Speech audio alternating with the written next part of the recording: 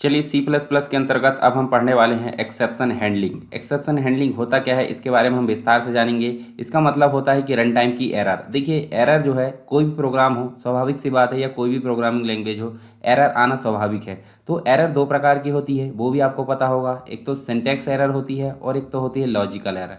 अब syntax error क्या होती है? सिंटैक्स एरर का मतलब होता है कि अगर प्रोग्राम लिखने में आप कोई गलती करते हो, जैसे सेमीकोलन लगाना भूल गए, ब्रैकेट लगाना भूल गए, या फिर कोई मिस करे आपने कोई स्टेटमेंट लिखना, तो इससे रिलेटेड जो एरर आएगी वो क्या कहलाती है? Syntax error. उसके बाद जो दूसरी एरर आती है वो लॉजिकल एरर। लॉजिकल एरर जो होती है यूज़र की गलती से आती है। यूज़र की गलती से मतलब हम जब इनपुट मांगा गया है तो इनपुट को हम जो है गलत प्रदान कर देते हैं, तो वो कैलकुलेशन करने में थोड़ी सी दिक्कत होती है। मतलब हमको आउटपुट दिखता ही नहीं है, या फिर हमारी ज़रूरत के अनुसार आउटपुट नहीं दिखता है, तो उससे क्या होता है, प्रोग्राम तुरंत बंद हो जाता है, या फिर कोई जो है उसका स्टेटमेंट प्रिंट करके नहीं देता कि आपने गलती कहाँ की हो। तो इससे क्या लगता है, इससे जो सामने वाला व्यक्ति है उससे उसको लगता है कि प्रोग्राम में गलती है, जबकि प्रोग्राम में गलती नहीं होती है। प्रोग्राम में गलती नहीं होती, यूज़र की गलती होती। तो यूज़र की गलती होती है तो उसको प्रोग्राम बताए कि यूज़र के द्वारा गलती की गई है, ना कि प्रोग्रामर के द्वारा की गई है। तो उसी को बताने के लिए हम यूज़ करते हैं यहाँ पे एक्सेप्शन हैंडलिंग को। मतलब रन टाइम पे जो एरर आती है उसी को बोलेंगे एक्सेप्शन, और उसी को हैंडल करने के लिए हम यहाँ पे यूज़ करेंगे एक्सेप्शन हैंडलिंग। तो इसके लिए हम जो है ट्राई और कैच ब्लॉक का यूज़ करते हैं। तो चलिए जानते हैं उसके बारे में विस्तार से। जब हम प्रोग्राम बनाते हैं तो एरर आती है, ये हमने देख लिए। दो प्रकार की एरर होती है, एक तो लॉजिकल एरर, जो कि हमारे जो प्रोग्राम है वो सही आउटपुट नहीं दे पाता, या फिर हमारे द्वारा जो इनपुट दिया गया है वो गलत हो जाता है, तो उससे क्या होता है, सही आउटपुट मतलब हमको प्राप्त नहीं होता, तो उसे हम बोलते हैं लॉजिकल एरर। और सिंटैक्टिकल यानी कि सिंटैक्स एरर जो होती है, हमारे प्रोग्राम में कुछ गलती कर देते हैं हम लिखने में, उसे हम बोलते हैं सिंटैक्स एरर। तो देखिए सिंटैक्स एरर जो होती है वो प्रोग्राम के रन होने से पहले ही डिटेक्ट कर ली जाती है, यानी कि कंपाइलर उसको ढूंढ कर बता देता है कि आपने प्रोग्राम में कहाँ गलती की हो। ठीक है, तो उसको हम सुधार देते हैं। इसके बाद जो लॉजिकल एरर होती है उसको कंपाइलर के द्वारा ढूंढा नहीं जाता, वो रन टाइम पे आती है। तो उसी को ढूंढने के लिए हम यहाँ पे, जैसे हम मान लीजिए एक्सेप्शन यूज़र की गलती से या सिस्टम की लिमिटेशन के कारण आता है, तो देखिए एरे में हमने 10 वैल्यू ली है और लूप में हमने 11 चला दी, यहाँ पे 11। तो ऐसी परिस्थिति में क्या जनरेट होगा, एक्सेप्शन जनरेट होगा। अब जब हम छोटे छोटे प्रोग्राम बनाते हैं तो एक्सेप्शन पर इतना ध्यान नहीं देते, क्योंकि उसका जो है किसी पर कोई इफेक्ट नहीं होता। लेकिन जब हम रियल वर्ल्ड में कोई सॉफ्टवेयर बनाते हैं, मतलब जैसे कोई पर्टिकुलर यूज़र के लिए, कोई कंपनी के लिए हम सॉफ्टवेयर बनाते हैं, तो ऐसी स्थिति में हमको एक्सेप्शन को हैंडल करना काफ़ी जो है अनिवार्य होता है। क्योंकि इससे क्या होता है, प्रोग्रामर की इफ़िशियंसी, यानी कि प्रोग्रामर कितनी अच्छी क्वालिटी से प्रोग्राम किया है उसको यहाँ पर दर्शाता है। एक्सेप्शन को हैंडल करने के लिए सी प्लस प्लस हमें जो है एक्सेप्शन हैंडलिंग मैकेनिज्म प्रोवाइड करता है, और इस मैकेनिज्म के द्वारा हम कोई भी एक्सेप्शन आने पर हैंडल कर सकते हैं, और प्रोग्राम के डायरेक्टली टर्मिनेट, यानी कि अचानक से अगर प्रोग्राम रुक जाता है तो उसको क्या है, उससे बचाता है एक्सेप्शन हैंडलिंग। मान लीजिए उदाहरण के तौर पर हम देखते हैं, एक गेम चल रहा है, गेम में जो है 10 प्लेयर है, 10 प्लेयर है यहाँ पे है, और गेम चलते चलते आधी दूरी पे पहुंचा है और वहाँ पे एक प्लेयर जो है चोट लग गई एक प्लेयर को। तो क्या होगा, 9 प्लेयर यहाँ पे क्या होंगे, रुक जाएंगे क्या? बिल्कुल नहीं रुकेंगे, वो एक की जगह दूसरा यहाँ पे ला लेंगे, या फिर जो है 9 प्लेयर आगे चलेंगे, यानी कि गेम कंटिन्यू रहेगा। तो इसी स्थिति को यहाँ पे हम एक्सेप्शन हैंडलिंग बोल सकते हैं। कैसे, हम प्रोग्राम जब बना रहे हैं, तो जैसे हमने प्रोग्राम बनाए, हमने 4 फंक्शन बनाए प्रोग्राम के अंतर्गत, और एक फंक्शन में अगर एरर है तो वो उसको स्किप कर देगा और 3 फंक्शन को यहाँ पर रन करेगा। तो इसी को हैंडल किसके द्वारा करते हैं, एक्सेप्शन हैंडलिंग के द्वारा करते हैं।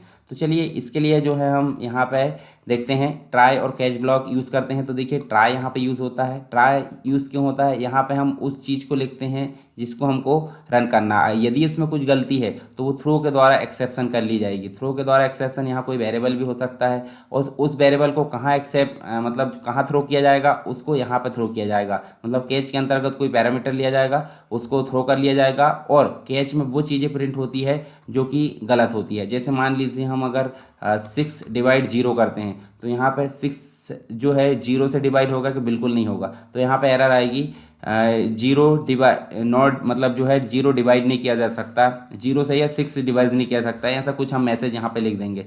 तो जो भी मैसेज हम लिखेंगे उसको वहाँ पे प्रिंट कर देगा। कौन करेगा प्रिंट? कैच करेगा। तो चलिए इसके बारे में देख लेते हैं हम, ट्राई और कैच जो होता है।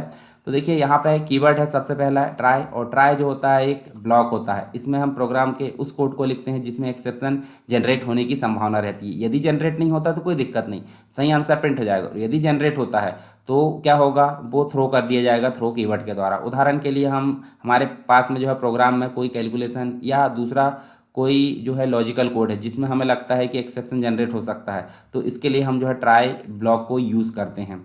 अब ट्राई का सिंटेक्स क्या है, ट्राई लगाना सिंपली आपको करली ब्रैकेट स्टार्ट करना, करली ब्रैकेट एंड करना और उस कोड को लिखना है जिसमें आप संभावना मतलब आपको आशंका है कि एरर आ सकती है, एक्सेप्शन जनरेट हो सकता है। अब दूसरा जो है थ्रो कीवर्ड है। थ्रो कीवर्ड जो होता है यहाँ हम देख सकते हैं, थ्रो कीवर्ड का मतलब जो होता है आप देख सकते हैं इसका प्रयोग जो है मतलब इस कीवर्ड का प्रयोग ट्राई ब्लॉक से एक्सेप्शन को थ्रो किया जाता है, और ये जो होता है एक्सेप्शन कैच ब्लॉक को थ्रो की जाती है जो कि एक्सेप्शन को हैंडल करता है। इस ब्लॉक के द्वारा हम किसी पर्टिकुलर वेरिएबल को कैच ब्लॉक को पास भी कर सकते हैं, और जिसे कैच ब्लॉक एक्सेप्शन को हैंडल करने के लिए प्रयोग कर सकता है। जैसे यहाँ देखिए आप कैच ब्लॉक की बात करें तो कैच ब्लॉक जो एक्सेप्शन थ्रो किया जाएगा मतलब थ्रो कीवर्ड के द्वारा वो यहाँ पे रिसीव कर लिया जाएगा, और उसके बाद इसमें एक स्टेटमेंट प्रिंट कर दी जाएगी जब गलती आएगी, यानी कि एरर आने की संभावना रहेगी या एक्सेप्शन आएगा तब। ये एक ब्लॉक होता है जहाँ पर हम एक्सेप्शन को हैंडल करते हैं, और इस ब्लॉक के द्वारा हम जो है एक्सेप्शन आने पर कोई मैसेज भी शो कर सकते हैं, ठीक है, या फिर कोई दूसरा कोड भी यहाँ पे हम जो है एग्जीक्यूट करवा सकते हैं। ये ब्लॉक हमेशा ट्राई ब्लॉक के जस्ट बाद में आता है। एक से ज़्यादा एक्सेप्शन को हैंडल करने के लिए एक से ज़्यादा कैच लगा सकते हैं हम, ठीक है। तो यहाँ देखिए कैच लगा, और कैच के बाद कोई हम पैरामीटर यहाँ ले लेते हैं आर्गुमेंट, और ये रिसीव करेगा थ्रो के द्वारा, और यहाँ स्टेटमेंट को प्रिंट कर दिया जाएगा। जैसे यहाँ देखिए एक्सेप्शन को हैंडल करने की प्रोसेस क्या है, सबसे पहले तो एक्सेप्शन डिटेक्ट किया जाएगा ट्राई कीवर्ड के माध्यम से, फिर थ्रो के माध्यम से उसको एक्सेप्शन को थ्रो किया जाएगा, और उसके बाद कैच के द्वारा एक्सेप्शन को यहाँ पे मतलब एक्सेप्शन कैच की जाती है, और कैच के बाद उसको एक्सेप्शन को हैंडल किया जाता है। ये 4 स्टेप आपको देखने को मिलेगी एक्सेप्शन हैंडलिंग प्रोसेस के अंतर्गत। तो चलिए एग्जांपल देखते हैं। सबसे पहले हमने एक सिंपल प्रोग्राम बनाया है, इंक्लूड आईयूस्ट्रीम और .h स्ट्रिंग लगाते हैं क्योंकि C++ जो आईडी है उसमें .h हम नहीं लगाते हैं। नेम स्पेस std हम लिखते हैं यूजिंग के साथ में, और एक मेन फंक्शन लिए हमने। अब अंदर देखिए आप ब्रैकेट के अंदर क्या होता है, करली ब्रैकेट में ये बॉडी है मेन फंक्शन की। इंट के साथ हमने 2 वैल्यू ले लिए, मतलब 2 वेरिएबल ले लिए, एक तो वैल्यू 1 और एक वैल्यू 2, और एक और वेरिएबल हमने ली है रिजल्ट जो कि इंट टाइप का ही है। अब यहाँ देखिए आप सी आउट के माध्यम से हमने 2 वैल्यू एंटर कराए, और वैल्यू को एंटर कराने के बाद हमने सी इन के माध्यम से 2 वैल्यू को वैल्यू 1 और वैल्यू 2 में इनपुट कर दिए। उसके बाद हमने देखिए रिजल्ट में वैल्यू 1 को जो है डिवाइड कर दी वैल्यू 2 से, और रिजल्ट प्रिंट कर दी इस प्रकार। जैसे मान लीजिए यूज़र ने इनपुट किया 25 और 5, तो यहाँ पे आउटपुट क्या आएगा, आउटपुट आएगा 5।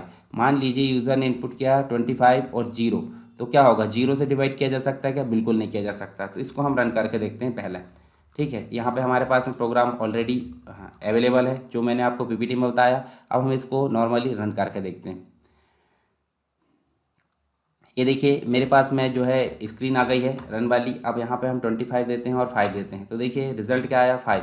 मान लीजिए यदि हम 5 नहीं देते हैं दूसरी वैल्यू, तो चलिए फिर से रन करके देखते हैं यहाँ पे।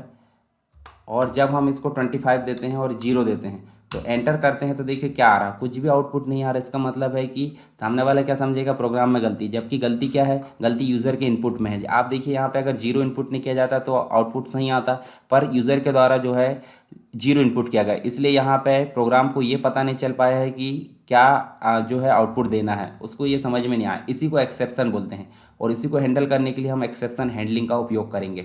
तो इसके लिए जो है हम देखिए यहाँ पे आप देख सकते हैं, इसके लिए इसी प्रोग्राम को हमने जो है ट्राई कैच ब्लॉक के साथ में लिखा है। तो आप देखिए यहाँ पे देखिए आईयूस्ट्रीम सेम टू सेम है, नेम स्पेस भी सेम टू सेम है, उसके बाद मेन फंक्शन भी सेम। हमने 3 वेरिएबल ली हैं, जैसे इंट के साथ में एक वैल्यू 1 वैल्यू 2, हालांकि इनको कॉमा लगा के यहीं पे ले सकते थे, मैंने अलग ले लिया। इंट रिजल्ट 3 वेरिएबल हमने लिए, यूज़र से 2 वैल्यू इनपुट करा है, मान लीजिए 25 इनपुट करा और दूसरी 5 इनपुट करा, दोनों वैल्यू कहाँ चली जाएगी, वैल्यू 1 और वैल्यू 2 में। अब देखिए ट्राई के साथ में हमने मतलब ट्राई कीवर्ड लगाए हैं ट्राई कैच ब्लॉक में सबसे पहले, और करली ब्रैकेट स्टार्ट करें। करली ब्रैकेट स्टार्ट करें तो इफ़ स्टेटमेंट के साथ में देखिए हमने कंडीशनल स्टेटमेंट का उपयोग किए हैं। अगर वैल्यू 2 जो वैल्यू 2 है उसमें अगर 0 है, यानी कि नहीं है 0 के बराबर, अभी क्या है नहीं है 0 के बराबर, यानी कि 5 है। 0 के बराबर है क्या, नहीं है, तो नहीं है तो क्या होगा, इसके अंदर जाएगा और क्या प्रिंट करेगा, देखिए रिजल्ट बराबर वैल्यू 1 को डिवाइड करेगा वैल्यू 2 से और रिजल्ट को जो है प्रिंट कर देगा, यानी कि आंसर क्या जाएगा 5। मान लीजिए यहाँ 25 तो है परंतु दूसरा जो है वो 0 है, तो यहाँ पे ये स्टेटमेंट क्या हो जाएगी, ये स्टेटमेंट सही हो जाएगी। सही हो जाएगी मतलब यहाँ पे देखिए नहीं है 0 के बराबर तो ये अंदर चला गया, और अगर है 0 के बराबर तो इसके अंदर जाएगा कि बिल्कुल नहीं जाएगा, वो कहाँ चला जाएगा, यहाँ एल्स वाले ब्लॉक में चला जाएगा। और एल्स में क्या लिखा हमने, थ्रो, और थ्रो में क्या रख दिए, वैल्यू टू रख दिए, यानी कि वैल्यू 2 जो है 0 रखा गया है। और 0 जो मतलब जो आर्गूमेंट लिया गया है वो कहाँ पास किया जाएगा, देखिए यहाँ पे हम जो कोई भी आर्गूमेंट ले सकते हैं कैच के अंतर्गत। देखिए ये जो है करली ब्रैकेट यहाँ ट्राई का बंद हो गया और ये इफ़ का करली ब्रैकेट बंद हुआ, और थ्रो ने जो वैल्यू 2 है उसको एक्सेप्शन हैंडलिंग मतलब हैंडल कर दिया कहाँ पे, कैच के अंदर। और इंट ई मतलब जो वैल्यू है वो यहाँ पे आ गई और इसके अंतर्गत हमने प्रिंट कर दिया डायरेक्टली, या तो वेरिएबल का नाम भी लिख सकते हैं या डायरेक्टली लिख सकते हैं, divide by 0 is not accept, ठीक है, या नॉट अलाउ जो है यहाँ पे हम लिख सकते हैं। तो जब भी यहाँ पे देखिए 0 के बराबर होगा तो यहाँ पे आएगा एक्सेप्शन थ्रो में, और थ्रो के बाद कैच में आकर इसको प्रिंट करेगा। और यदि ये 0 के बराबर नहीं होगा तो वैल्यू 1 को डिवाइड करेगा वैल्यू 2 से और रिजल्ट को प्रिंट करेगा। तो चलिए यहाँ पे इस प्रोग्राम को भी हम जो है रन करके देखते हैं। नीचे हमारे पास में प्रोग्राम दिया है, देखिए यहाँ पे इसको हम कमेंट लाइन से हटा देते हैं। यहाँ देखिए जब हम यहाँ देखिए ये सारी चीज़ तो हमने ले ली, यहाँ वैल्यू 1 और वैल्यू 2 भी लिए, 2 वैल्यू एंटर करा कर दोनों वैल्यू को हमने यहाँ भेज दिए। और यदि यदि जो है देखिए ट्राई कैच लगाते हैं हम, ट्राई के अंतर्गत हमने क्या लिखे इफ़, और वैल्यू 2 जो वैल्यू दूसरी है वो क्या है, नहीं है 0 के बराबर, तो रिजल्ट में क्या हो जाए, वैल्यू 1 डिवाइड हो जाए वैल्यू 2 से और रिजल्ट को प्रिंट कर दे। तो आउटपुट क्या आ जाएगा, 25 में डिवाइड करेंगे 5 या कोई भी नंबर आप ले सकते हैं, उसको यहाँ पे आउटपुट दे देगा। यदि मान लो 0 इनपुट किया गया है 2 में, तो यहाँ पे क्या होगा, ये इफ़ में ना जाकर कहाँ जाएगा, एल्स में जाएगा और वैल्यू 2 को थ्रो कर देगा एक्सेप्शन के साथ में, और यहाँ पे कैच के माध्यम से उसको प्रिंट कर दिया जाएगा। मतलब रन टाइम पे ये बता देगा कि गलती यूज़र के द्वारा की गई है कि प्रोग्रामर के द्वारा। अचानक से प्रोग्राम जब बंद हो रहा था तो वो जो हो रहा था एक्सेप्शन हैंडलिंग को यूज़ नहीं कर रहे थे तब, परंतु अभी अचानक से प्रोग्राम बंद नहीं होगा। देखिए आप देखिए ध्यान से, अचानक से प्रोग्राम बंद या फिर अनावश्यक जो आउटपुट हमको पता भी नहीं चल रहा था कि गलती कहाँ है, जैसे हमने 25 लिखे और 5 लिखे तो आउटपुट क्या आ गया, 5 आ गया। ये तो हो गई हमारी सही अवस्था। मान लीजिए यदि गलती करता है यूज़र तो इनपुट करने में गलती भी कर सकता है, जैसे हमने यहाँ 30 लिखे और हमने लिख दी 0 लिखे, तो देखिए यहाँ पे अभी आउटपुट आ रहा है divide by 0 is not accept. इसका मतलब है कि यूज़र को पता चल जाएगा कि 30 में 0 से डिवाइड नहीं कर सकते, तो नेक्स्ट टाइम वो इनपुट कैसा करेगा, 0 से बड़ा करेगा। तो ये समझ में आ जाएगा उसको, और इसी को समझाने के लिए हमने यूज़ करे हैं ट्राई कैच यानी कि एक्सेप्शन हैंडलिंग को। आई होप ये चीज़ें आपको समझ में आ गई होगी।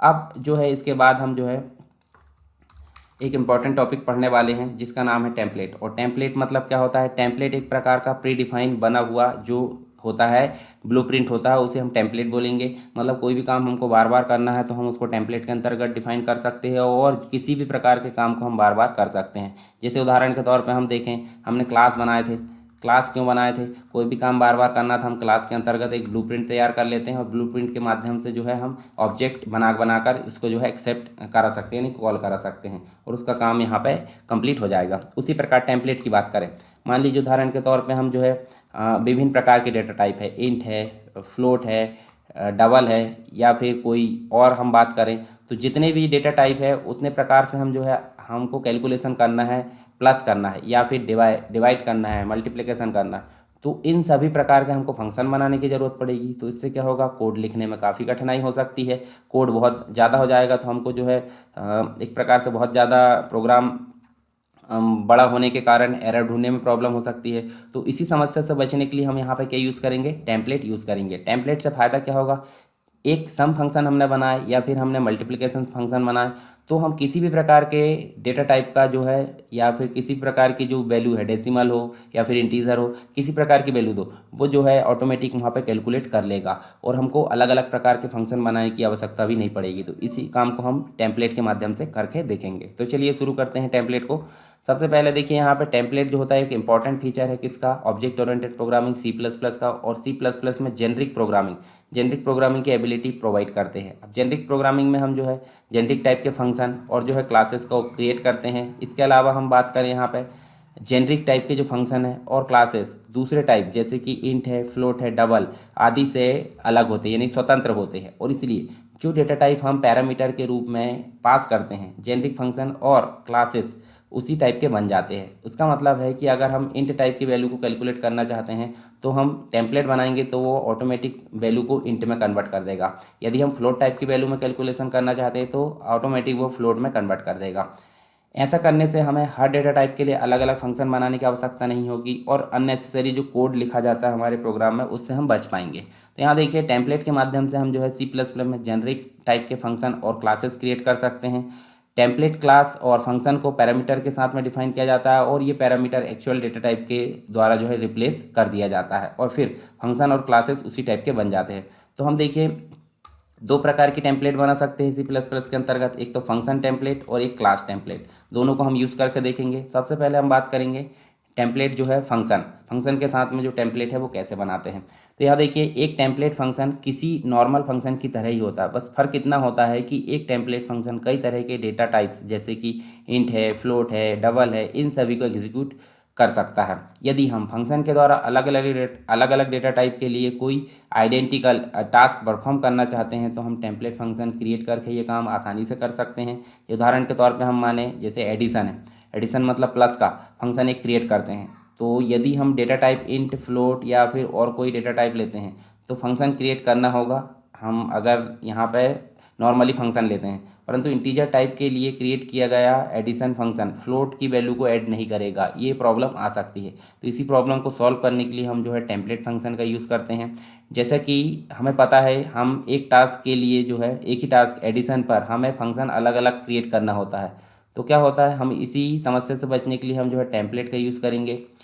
हालांकि ये काम हम ओवरलोडिंग से भी कर सकते हैं। फंक्शन को ओवरलोडिंग पढ़े हमने, बहुत सारे फंक्शन अलग अलग टाइप के हम बना सकते थे, परंतु ओवरलोडिंग में भी कोड की जो संख्या है काफ़ी अधिक हो जाएगी और जिससे हमको एरर अगर आ जाती है तो उसको ढूंढने में काफ़ी प्रॉब्लम हो सकती है। तो इसी समस्या के समाधान के लिए हमने जो है यहाँ पे टेम्पलेट का यूज़ करना देखते हैं। मतलब टेम्पलेट के द्वारा ये सारे काम हम कर सकते हैं।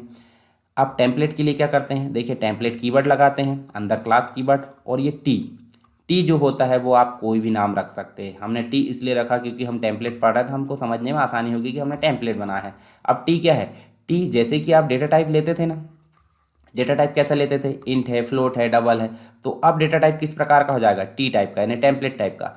कोई भी डेटा टाइप आए वो टी टाइप का ही रहेगा और उसको ऑटोमेटिक वो कन्वर्ट कर लेगा जिस वैल्यू में वो आया है, जिस टाइप का वो आया है और उसको कैलकुलेट कर देगा। अब यहाँ पे फंक्शन क्या बना रहा है, रिटर्न टाइप। अब देखिए रिटर्न टाइप हम क्या देते थे, इंट, फ्लोट, डबल जो भी देते थे, पर अब रिटर्न टाइप क्या देना है, रिटर्न टाइप आपको टी देना है। तो आप क्या दोगे रिटर्न टाइप में, टी। फंक्शन का नाम आप कुछ भी दे सकते हैं, मान लीजिए हमने ऐड दे दी। आर्गुमेंट में जो है क्या देना है, आर्गुमेंट में हम ए देते थे, बी देते थे। अब टी के साथ में ए देना है और टी के साथ में बी देना है, यानी कि टी क्या हो गया है, टी हो गया रिटर्न टाइप, एक डेटा टाइप हो गया टी, जो कि कोई भी प्रकार के डेटा टाइप में काम करने में सक्षम है। अब स्टेटमेंट हम लिख देंगे यहाँ पे, ठीक है, उसके बाद कर्ली ब्रैकेट बंद। उसके बाद सिंटैक्स में टी क्या है, टी पैरामीटर है जो डेटा टाइप के अल्टरनेट में हमने उपयोग किया है। डेटा टाइप को वो क्या कर लेता है, रिप्लेस कर देता है। और क्लास एक कीवर्ड है, क्लास की जगह हम टाइप नेम भी प्रयोग कर सकते हैं। आगे देखिए प्रोग्राम में देखते हैं। प्रोग्राम देखिए नॉर्मल प्रोग्राम है। यहाँ देखिए आपको देखिए आई स्ट्रीम इसलिए लिए हैं क्योंकि हम जो है डॉट एच नहीं लगा सकते देव C++ में, और यहाँ पे नेम स्पेस एसटीडी हमने लिए। अब टेम्पलेट लिखना है, क्लास कीवर्ड लिखना है, टी जो है एक डेटा टाइप है, यानी पैरामीटर है जो कि बताता है कि कोई भी प्रकार का डेटा टाइप आए वो उसे जो है टी टाइप में कन्वर्ट कर देगा। और टी जो है रिटर्न टाइप हो गया इसका, और यहाँ पे ऐड बना ली हमने। उसके बाद एक्स और वाई हमने दो पैरामीटर लिए जो कि किस टाइप के हैं, वो भी टी टाइप के हैं। और इन दोनों को लाकर हमने जो है एक्स प्लस वाई को हमने रिटर्न करा दी। जब भी ऐड को कॉल किया जाएगा तो एक्स प्लस वाई जो वैल्यू आएगी वो जोड़कर वापस आ जाएगी रिटर्न होकर। मेन फंक्शन में हमने सी आउट ली, और सी आउट में देखिए हमने एक नॉर्मली टेक्स्ट लिख दिए जैसे वैसे प्रिंट करने के लिए डबल कोट के अंदर। उसके बाद हमने ऐड फंक्शन कॉल किए, तो ऐड में हमने 5 और 3 दे दिए, तो नॉर्मली क्या आ जाएगा 8 आ जाएगा। और यदि सम में हम जो है फिर से देखिए दूसरा हमने सी आउट ली हैं, और हमने देखिए 5.2 और 3.2 जो ऐड करना है वो हमने जैसे कि वैसे लिखे, और ऐड में हमने दो वैल्यू पास कर दिए फ्लोट टाइप की 5.2 और 3.2। अब यहाँ ध्यान दीजिए, मान लीजिए यदि हम यहाँ इंट ले लेते, ऐड टी की जगह इंट ले लेते और यहाँ टी की जगह इंट ले लेते, तो क्या होता, जो 5.3 है वही बस यहाँ ऐड हो पाता। और यदि हम इनको ऐड करने की सोचते तो यहाँ पे 5.3 5.2 और 3.2 ऐड होकर कितना आता, फ्लोट ना लेकर वो 8 ही लेता, परंतु अभी इसका आउटपुट क्या आएगा, वो आएगा 8.4 आएगा। क्यों? क्योंकि आप देख सकते हैं 2 पॉइंट में दिया है, 2 भी पॉइंट में दिया है, दोनों को जोड़कर लाएगा ना, तो टी मतलब टेम्पलेट लेने से हमारे लिए प्रॉफिट हो जाएगा कि अगर आप इंट वैल्यू पास करते हैं तो वो इंट को जोड़ देगा, और फ्लोट वैल्यू पास करते हैं तो वो भी उनको फ्लोट टाइप में जोड़ देगा। रिटर्न 0 इसलिए करें क्योंकि हमने इंट ली है। चलिए इसको रन करके देखते हैं हम यहाँ पे। ये देखिए हमने यहाँ पे टेम्पलेट जो है फंक्शन टाइप में देख रहे हैं, अभी पहला क्या देख रहे हैं, फंक्शन टाइप में देख रहे हैं। आप देखिए यहाँ पे I stream name space std template class T हमने लिए, और टी टाइप में हमने क्या ले लिए, ऐड, और टी टाइप में ही हमने 2 आर्गूमेंट ले लिए और दोनों को प्लस करके हमने रिटर्न करवा दिए। अब यहाँ पहली बार में हमने ऐड को जब कॉल किए तो 5 और 3 दिए हैं इंटीजर वैल्यू, और दूसरी बार में हमने कॉल करे तो 5.2 और 3.2 यानी कि फ्लोट टाइप में दिए। तो दोनों को वो आउटपुट दे रहा है या नहीं दे रहा है ये हम एग्जीक्यूट करके देख लेते हैं। आप देखिए यहाँ पे पहली वाली वैल्यू जो है 8 आ गई और दूसरी वाली वैल्यू जो है 8.4 आ गई। इसका मतलब है कि यदि हम टेम्पलेट फंक्शन बनाते हैं या टेम्पलेट हम यूज़ करते हैं तो क्या होगा, वो डेटा टाइप कोई भी हो, अलग अलग डेटा टाइप में एक ही फंक्शन में वो काम कर सकता है, जैसे कि हमने अभी करे हैं। आई होप ये आपको समझ में आ गया होगा। उसके बाद हम दूसरा देखते हैं क्लास टेम्पलेट। क्लास टेम्पलेट होती क्या है, क्लास टेम्पलेट का मतलब जैसे ऑब्जेक्ट ओरिएंटेड प्रोग्रामिंग हम पढ़ रहे हैं तो क्लास टेम्पलेट में काम करना बहुत ज़रूरी है। कभी कभी ऐसा भी होता है कि हम अलग अलग डेटा टाइप के एक साथ एक जैसी जो है क्लास को क्रिएट करते हैं, जैसे कि हम फंक्शन करते थे। जैसे कि हम क्लास बनाते हैं जो किसी नंबर को ऑब्जेक्ट का कंस्ट्रक्ट करते समय आर्गुमेंट के रूप में लेती है और बाद में डिस्प्ले फंक्शन के द्वारा इस नंबर को डिस्प्ले करती है। इस प्रकार हमें हर तरह यानी कि इंटीजर, फ्लोट, डबल, इन सभी के लिए नंबर के लिए मतलब अलग अलग प्रकार के डेटा टाइप के लिए अलग अलग क्लास बनानी पड़ेगी। तो ऐसी परिस्थिति में हम क्या यूज़ करेंगे, टेम्पलेट क्लास यूज़ करेंगे। तो टेम्पलेट क्लास जो है, कभी ऐसा भी हो सकता है कि हमें प्रोग्राम बनाते समय ये पता ना हो कि यूज़र किस प्रकार की वैल्यू एंटर करेगा, तो इस समस्या से बचने के लिए भी हम जो है यहाँ पे क्या करते हैं, टेम्पलेट क्लास यूज़ करेंगे। उदाहरण के लिए यूज़र का current bank balance whole number भी हो सकता है और फ्लोटिंग पॉइंट भी हो सकता है, तो इससे क्या होगा, इससे प्रॉब्लम हो सकती है। तो इसी के लिए हम जो है टेम्पलेट क्लास क्रिएट करेंगे। जब हम टेम्पलेट क्लास क्रिएट करते हैं तो उसके सभी फंक्शन को हम आसानी से टेम्पलेट फंक्शन बना सकते हैं। तो चलिए यहाँ पे हम सिंटैक्स देखते हैं। सिंटैक्स तो आपको पता चल गया, सिंटैक्स क्या है, टेम्पलेट क्लास कीवर्ड और फिर टी मतलब एक जो है पैरामीटर या आर्गुमेंट हुआ जो कि किसी भी नाम का हो सकता है, परंतु यहाँ पे लिखना पड़ेगा। उसके बाद क्लास का नाम हमने लिख दिए, क्लास का नाम जैसे लिखते वैसे ही उसकी बॉडी लिख दी। चलिए इसको हम जो है एक प्लेस होल्डर टाइप लिए हमने, जो टेम्पलेट एक कीवर्ड है वो। अब टेम्पलेट क्लास के ऑब्जेक्ट क्रिएट करने का तरीका भी अलग होता है। कैसे, यहाँ क्लास का नाम होता है, फिर डेटा टाइप क्या होगा, जैसे आपको फ्लोट नंबर, यहाँ आर्गुमेंट की लिस्ट में आपने क्या दी है 5.2 और 3.2, तो यहाँ पे आपको क्या लिखना पड़ेगा, फ्लोट। यदि आपने इंट दिए तो इंट लिखना पड़ेगा और ऑब्जेक्ट का नाम यहाँ लिखना पड़ेगा। चलिए यहाँ इसको एग्जाम्पल के तौर पर देखते हैं। I stream name space std हमने लिए। आप देखिए टेम्पलेट हमने जैसे वैसे ले लिए, जैसे हमने पीछे फंक्शन में लिए थे, क्लास कीवर्ड भी ले लिए और टी ले लिए, सेम टू सेम। फिर क्लास का नाम हमने नम डिस्प्ले नाम से क्लास बनाया, और प्राइवेट में हमने देखिए वहाँ पे हम जो है वेरिएबल जब लेते थे या आर्गुमेंट लेते थे तो हम इंट और फ्लोट कुछ भी देते थे, पर यहाँ पे हम जो है टेम्पलेट बना रहे थे हम टी नम, क्योंकि हमने टी ली यहाँ अगर आप नाम चेंज करते तो यहाँ भी चेंज करना पड़ेगा। टी नम लिए। पब्लिक में देखिए, पब्लिक में नम डिस्प्ले में एक पैरामीटर लिए हैं, कौन सा, एन। तो एन किस टाइप का होगा, एन होगा टी टाइप का। फिर एन जो होगा, एन में जो भी वैल्यू आएगी जहाँ भी इसको कॉल किया जाएगा, इसका मतलब कहीं ना कहीं से वैल्यू आएगी, वो कहाँ जाएगी, यहाँ पे, और यहाँ से इसमें, और इससे जो है इस नम में चली जाएगी। और नम कहाँ लिए, टी टाइप का, मतलब ये भी टी टाइप का, ये भी टी टाइप का। फिर हमने डिस्प्ले फंक्शन को यहाँ पर डिफाइन किए हैं और इसके अंदर क्या प्रिंट कर दिए, नम में जो वैल्यू आएगी वो प्रिंट हो जाए। अब मेन फंक्शन में चलिए, मेन फंक्शन में जब जाते हैं तो नम डिस्प्ले जो है, यहाँ देखिए ऑब्जेक्ट जो बनाया हमने नम डिस्प्ले क्या है, क्लास है, और ऑब्जेक्ट क्या बनाया उसका, ओबीजे, और ओबीजे हमने 5.2 दे दिए। अब देखिए ये जो है कंस्ट्रक्टर है। कंस्ट्रक्टर क्यों है, क्योंकि देखिए नम डिस्प्ले फंक्शन भी है और नम डिस्प्ले जो है क्लास भी है, तो ऑटोमेटिक देखिए इनिशियलाइज होगा। इसका मतलब है कि ऑब्जेक्ट को ही वैल्यू पास करना पड़ेगा। तो 5.2 क्या है, 5.2 एक फ्लोट वैल्यू है, तो ऑब्जेक्ट के जस्ट पहले हमको देखिए लेस देन और ग्रेटर देन के बीच में फ्लोट लिखना पड़ेगा। तो ये ऑटोमेटिक जो है यहाँ जहाँ भी ले जाएगा वो, तो उसको फ्लोट में बदल देगा। ठीक है, उसके बाद ऑब्जेक्ट को जो है, ऑब्जेक्ट के साथ में हमने डिस्प्ले को कॉल कर लिए। देखिए डिस्प्ले पहला वाला तो ऑटोमेटिक कंस्ट्रक्ट हो गया क्योंकि कंस्ट्रक्टर था, और ये जो है डिस्प्ले फंक्शन है, तो इसलिए ऑब्जेक्ट के साथ में डिस्प्ले को हमने कॉल करे। इसका मतलब है कि ये वैल्यू यहाँ जाएगी, यहाँ से इसमें चली जाएगी, मतलब यहाँ से और यहाँ से नम में चले जाएगी, नम से डिस्प्ले के अंतर्गत वो चले जाएगा और डिस्प्ले को कॉल करने के बाद वैल्यू हो जाएगी 5.2। और सिर्फ लिखना क्या पड़ा है, फ्लोट लिखना पड़ा है। ठीक है, चलिए इसको भी रन करके देखते हैं। ये क्लास टेम्पलेट है। यहाँ पे जब हम इसको रन करते हैं तो रन करने के बाद देखिए आप वैल्यू कुछ भी दे सकते हैं 5.2 की जगह। यहाँ देखिए नंबर इज़ 5.2। आप नंबर बदलोगे तो वो नंबर बदल कर यहाँ पे दे देगा। 5.5 कर देते हैं और एग्जीक्यूट करते हैं तो आप देखिए यहाँ पे 5.5 आ जाएगा। आई होप आपको क्लास फंक्शन मतलब जो टेम्पलेट फंक्शन है और टेम्पलेट क्लास है दोनों समझ में आ गया होगा। चलिए एक टॉपिक और है उसको हम देख लेते हैं थोड़ा सा। हालांकि हमने सी लैंग्वेज में उसको पढ़ा था, यहाँ पे भी हम देख लेते हैं। अब फाइल हैंडलिंग है क्या। फाइल हैंडलिंग के लिए हम जो है जैसे हम कोई प्रोग्राम बनाते थे, मान लीजिए हमने कोई प्रोग्राम बनाया और प्रोग्राम बनाने के दौरान हम कोई वेरिएबल लेते हैं, जैसे कैरेक्टर लेते हैं, कैरेक्टर में हमने ए रख दी और इस ए को जब हम प्रिंट करते हैं या फिर जो भी है तो वो स्टोर कहाँ होता है, वो स्टोर होता है रैम में। मान लीजिए इसको हम परमानेंटली स्टोर करना चाहते हैं ताकि हम फ्यूचर में उसका उपयोग कर सकें, तो इसको जो है रैम की जगह कहाँ ले जाना पड़ता है, HDD यानी कि हार्ड डिस्क ड्राइव में ले जाना पड़ता है। और हार्ड डिस्क में ड्राइव में किसी भी चीज़ को स्टोर करने के लिए यूज़ होता है फाइल। ठीक है, फाइल यूज़ होता है और फाइल को हैंडल करने के लिए हमको बहुत सारी चीज़ों की ज़रूरत पड़ती है, जैसे कि फ़ाइल को क्रिएट करना, फाइल को ओपन करना, फाइल को क्लोज करना। इन सभी चीज़ों को हमको यहाँ पे देखना होता है और इसी के अंतर्गत हम देखें तो ये सारी चीज़ें कहाँ पे आती है, फाइल हैंडलिंग में आती है। चलिए फाइल हैंडलिंग के बारे में हम पढ़ते हैं विस्तार से। यहाँ देखिए एक डायग्राम है। डायग्राम में जैसे हम इनपुट लेते हैं, इनपुट देखिए यहाँ से आया और रैम में चला गया, प्रोसेस हुआ और यहाँ स्क्रीन पर दिख गया।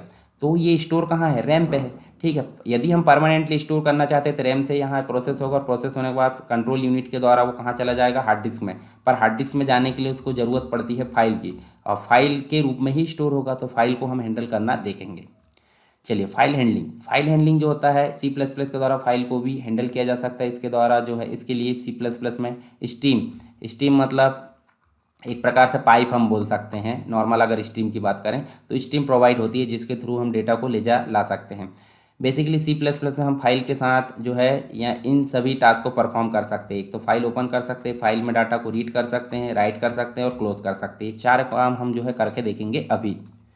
C++ में फाइल हैंडलिंग सपोर्ट जो है प्रोवाइड किए जाने का मुख्य कारण है आउटपुट को परमानेंटली स्टोर करना। मतलब जो भी आउटपुट आता है उसको परमानेंट स्टोर करने के लिए फाइल हैंडलिंग उपयोग की जाती है। नॉर्मली जब भी हम कोई प्रोग्राम रन करते हैं तो उसका आउटपुट मॉनिटर पर शो होता है। जैसे ही हम आउटपुट को कंसोल विंडो से एग्जिट करते हैं तो हमारा आउटपुट लॉस्ट हो जाता है। इसका मतलब है कि हम प्रोग्राम में जो भी आउटपुट आ रहा है उसको सेव नहीं कर पा रहा और उसी को सेव करने के लिए हम क्या करते हैं, फाइल हैंडलिंग मेथड का उपयोग करते हैं, जो कि परमानेंटली हार्ड डिस्क में जो आउटपुट है उसको सेव करने की मतलब जो है सेव करने की विधि हम बोल सकते हैं। और C++ में फाइल हैंडलिंग प्रोवाइड किए जाने का दूसरा मुख्य कारण आउटपुट को दोबारा प्रयोग करना, यानी कि जब हम सेव करेंगे तो सिंपल सी बात हम फ्यूचर में उसका उपयोग कर सकते हैं और एक बार जब हम आउटपुट को फाइल में स्टोर कर लेते हैं तो बार बार हम उसका यूज़ कर सकते हैं। उदाहरण के लिए हम किसी दूसरे प्रोग्राम में इनपुट के रूप में प्रयोग कर सकते हैं उसका जो आउटपुट है। अब जैसे फाइल स्ट्रीम की बात करें जिसके थ्रू हम जो है इनपुट कर सकते हैं और आउटपुट ला मतलब जो है रीड कर सकते हैं, क्लोज सारी चीज़ हम कर सकते हैं, तो फाइल स्ट्रीम होती है। तो फाइल स्ट्रीम के कुछ क्लासेस है जो कि 3 प्रकार के हम देख सकते हैं। तो एक इफ स्ट्रीम होती है, एक होती है ऑफ स्ट्रीम और एक होती है एफ स्ट्रीम। तो इफ स्ट्रीम क्या करती है, इफ स्ट्रीम जो होती है इनपुट फाइल स्ट्रीम है। इनपुट फाइल मतलब यूज़र से इनपुट को प्राप्त करेगी और इसके जो है मतलब फाइल इनपुट लेने के लिए प्रयोग की जाती है। ऑफ स्ट्रीम जो होती है आउटपुट के लिए प्रयोग होती है और एफ स्ट्रीम जो होती है दोनों के लिए प्रयोग होती है, यानी कि इनपुट के लिए भी और आउटपुट के लिए भी। ठीक है, चलिए यहाँ पे ओपनिंग अ फाइल देखते हैं। तो जो है C++ में फाइल को ओपन करने के लिए हम जो है ओपन मेथड का उपयोग करते हैं। ये देखिए ओपन मेथड, और इस मेथड को ऊपर किसी भी मतलब यहाँ पे देखिए इनमें से किसी में भी अगर उपयोग करें तो इसमें से हम किसी भी स्ट्रीम क्लास के ऑब्जेक्ट पर कॉल किया जा सकता है। ठीक है, सिंटेक्स क्या है इसका, वॉइड एक रिटर्न टाइप हो गया, ओपन मेथड हो गई और इसके अंतर्गत 2 आर्गुमेंट पास किए जाते हैं। एक तो पॉइंटर होता है और एक फाइल ओपन का मोड होता है। 2 चीज़ यहाँ देखने को मिलती हैं। फाइल ओपन का मोड iOS जो है देखिए iOS के और मोड के बीच में आपको रेजोल्यूशन जो होता है स्कोप रेजोल्यूशन ऑपरेटर लगाना होता है, डबल कॉलन वाला, मतलब एक कॉलन और फिर दूसरा कॉलन। ओपन मेथड 2 आर्गुमेंट, यानी कि पहला आर्गुमेंट जो है कांस्टेंट कैरेक्टर टाइप का फाइल नेम है। ठीक है, इसके बाद जो है मतलब बेसिकली एक प्रकार का पॉइंटर है, क्योंकि स्टार के साथ में इसको डिफाइन किया गया है। मेमोरी में फाइल को जो है पॉइंट करता है और पहले आर्गुमेंट के रूप में हम कोई भी वेरिएबल नहीं दे सकते। फाइल ओपन करने के लिए एफ ओपन मेथड में दूसरा आर्गुमेंट फाइल ओपनिंग मोड है। मोड हम देखने वाले हैं आगे चल के लिस्ट में।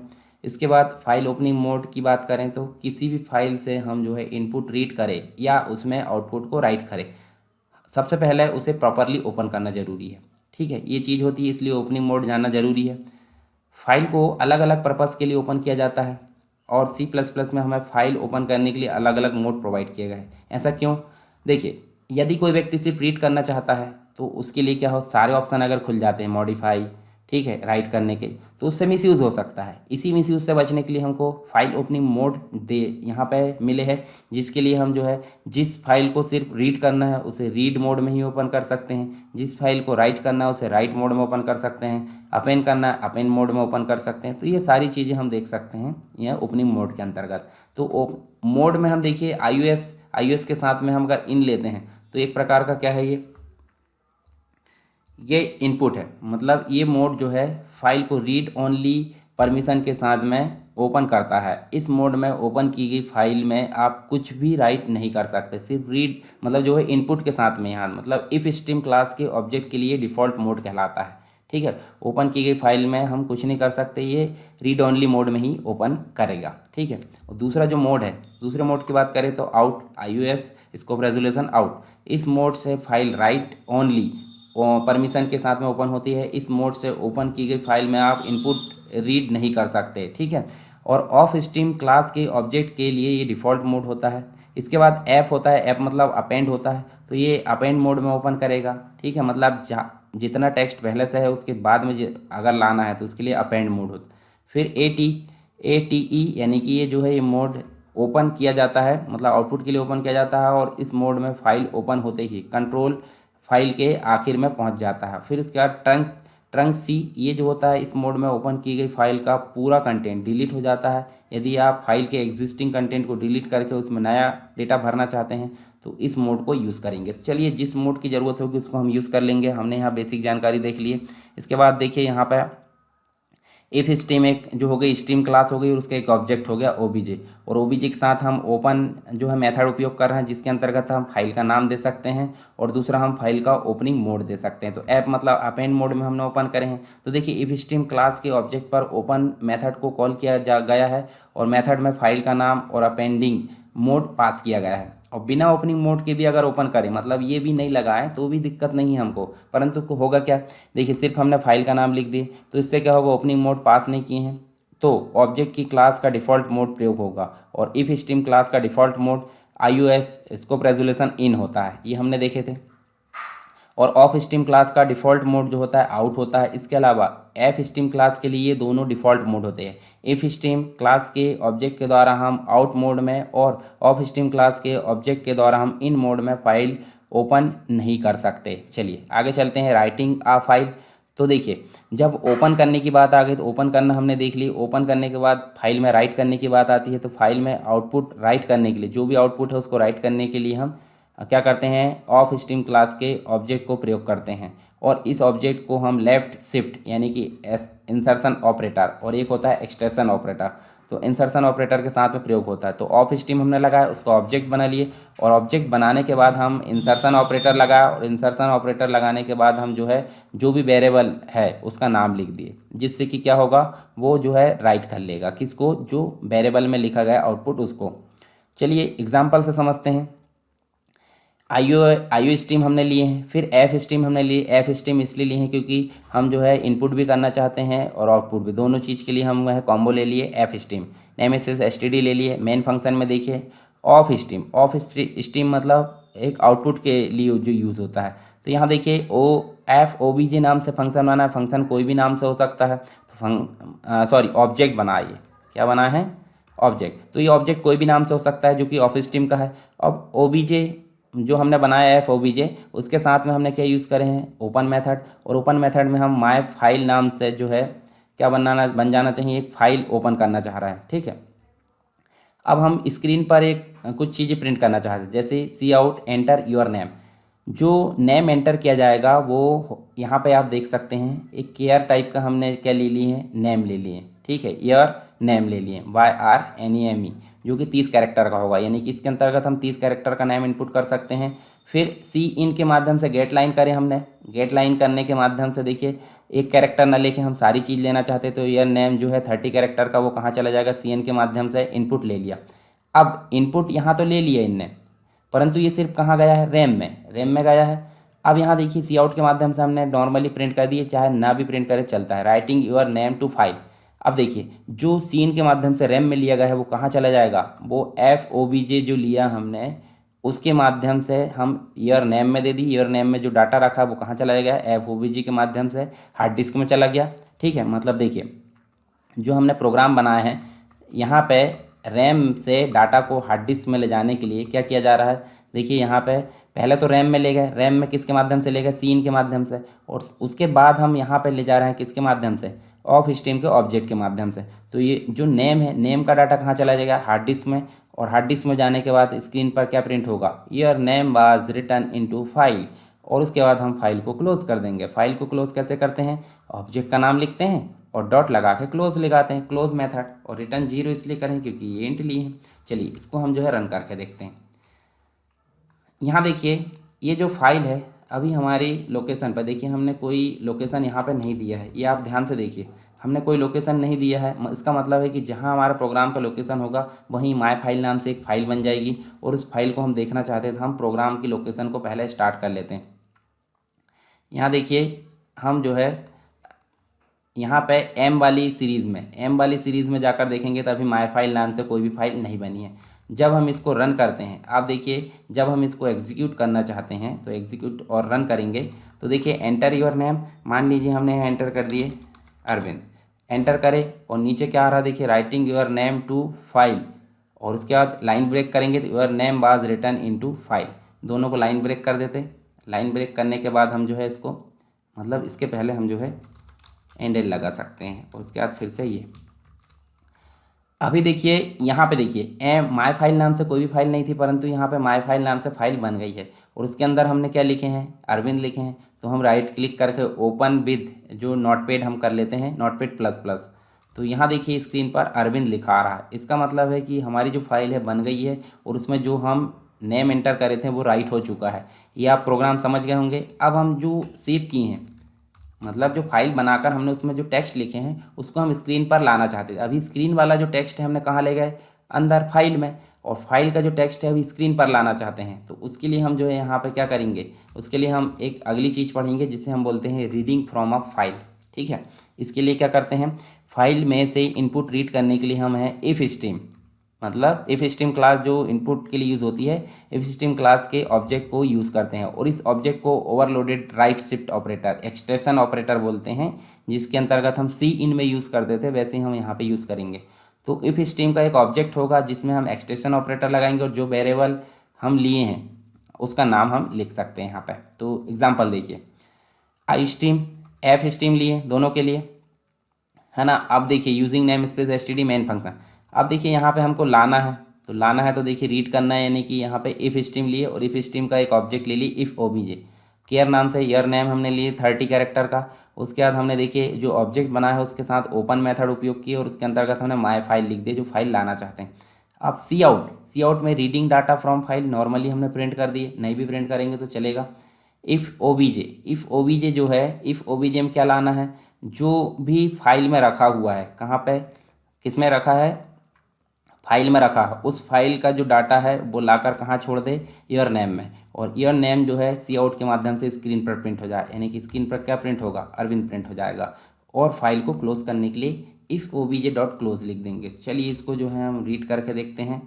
यहाँ देखिए इस प्रोग्राम को हम रन करके देखते हैं।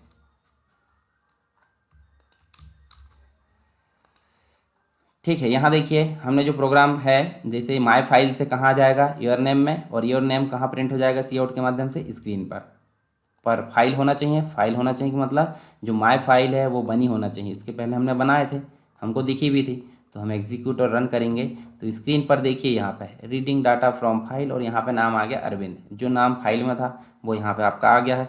तो हमने फाइल में डाटा राइट करना भी देख लिए और फाइल से डाटा रीड करना भी देख लिए। आई होप ये दोनों प्रोग्राम आपको समझ में आ गए होंगे। अब देखते हैं क्लोजिंग का फाइल। तो क्लोजिंग कैसे करते हैं? क्लोज करने के लिए सिर्फ ऑब्जेक्ट लिखना है और ऑब्जेक्ट के साथ में डॉट लगा के क्लोज मेथड लगाना है। तो इससे क्या होगा, फाइल क्लोज हो जाएगी, जैसे कि हमने अभी 2 बार देख चुके हैं। ठीक है, उसके बाद कुछ फाइल पॉइंटर्स होते हैं। तो देखिए जब हम C++ के द्वारा किसी फाइल को रीड और राइट करने के लिए ओपन करते हैं तो उसमें दो तरह के पॉइंटर एसोसिएट होते रहते हैं और ये पॉइंटर फाइल में स्टार्ट से एंड तक कहीं भी मूव कर सकते हैं। अब देखिए एक जो है गेट पॉइंटर होता है, इसे जो है इनपुट पॉइंटर भी कहा जाता है और ये पॉइंटर फाइल में किसी पर्टिकुलर लोकेशन से इनपुट रीड करने के लिए प्रयोग किया जाता है। और जब भी हम फाइल को रीड ओनली मोड में ओपन करते हैं तो बाय डिफ़ॉल्ट गेट जो है पॉइंटर फाइल के बिगिनिंग में होता है। दूसरा होता है पुट पॉइंटर। तो पुट जो होता है इसे आउटपुट पॉइंटर भी कहा जाता है और इस पॉइंटर से हम जो है फाइल में एक पर्टिकुलर लोकेशन पर आउटपुट स्टोर कर सकते हैं। और जब भी हम फाइल को राइट ओनली मोड में ओपन करेंगे तो फाइल को जो है फाइल के कंटेंट को डिलीट हो जाएगा वो फाइल का कंटेंट और बाय डिफ़ॉल्ट जो है पुट पॉइंटर फाइल के बिगिनिंग में पहुंच जाता है। जब हम किसी फाइल को अपेंड मोड में ओपन करते हैं तो पुट पॉइंटर जो है एग्जिस्टिंग कंटेंट के आखिरी में होता है, क्योंकि अपेंड का मतलब ही होता है जो है उसके बाद में। इसके अलावा कुछ डिफ़ॉल्ट पोजीशन है जिसके द्वारा मूव किया जा सकता है। ठीक है, जो कि 4 प्रकार की है। तो सीक जी जो मेथड है या फंक्शन है, तो ये फंक्शन जो है गेट पॉइंटर को आर्गुमेंट के रूप में स्पेसिफाई की गई जो लोकेशन है उस पर मूव करता है और आर्गुमेंट में हम बाइट नंबर पास करते हैं और इसे एग्जीक्यूट होने के बाद उसी बाइट लोकेशन से इनपुट रीड किया जा सकता है। दूसरा होता है सीक पी। ये फंक्शन जो होता है पुट पॉइंटर को एक प्रकार से स्पेसिफाई की गई लोकेशन पर मूव करता है और इस फंक्शन में भी आर्गुमेंट के रूप में बाइट नंबर पास किया जाता है। ठीक है, इसे एग्जीक्यूट होने के बाद हम जो है उसी लोकेशन से आउटपुट स्टोर करना प्रारंभ कर सकते हैं। फिर होता है एक टेल जी। तो ये फंक्शन गेट पॉइंटर की करंट पोजीशन रिटर्न करता है और टेल पी जो होता है ये पुट पॉइंटर की करंट पोजीशन को या करंट लोकेशन को रिटर्न करता है। तो ये तो होगा हमारे फाइल से रिलेटेड कुछ चीज़ें हमने देखे यहाँ पे। ठीक है, फाइल बनाना और फाइल को रीड करना भी देख लिए। इसके पहले हमने बहुत सारे टॉपिक, मतलब इस हिसाब से अगर देखें तो C++ के हमारे सारे टॉपिक यहाँ पर कवर हो चुके हैं और C लैंग्वेज का कंप्लीट जो कोर्स है वो आपका कंप्लीट यहाँ पर हो चुका है। तो आप शुरू से इसको देख सकते हैं और सारी चीज़ें इसमें जो है आप सीख सकते हैं। यदि आपने इसके पहले भी C++ पढ़ा है तो आपसे बहुत सी चीज़ें बनती होगी और जो चीज़ों में आपको दिक्कत आती है उसके लिए आप जो है डिस्क्रिप्शन बॉक्स में टाइम स्टैम्प के साथ में इसको देख सकते हैं।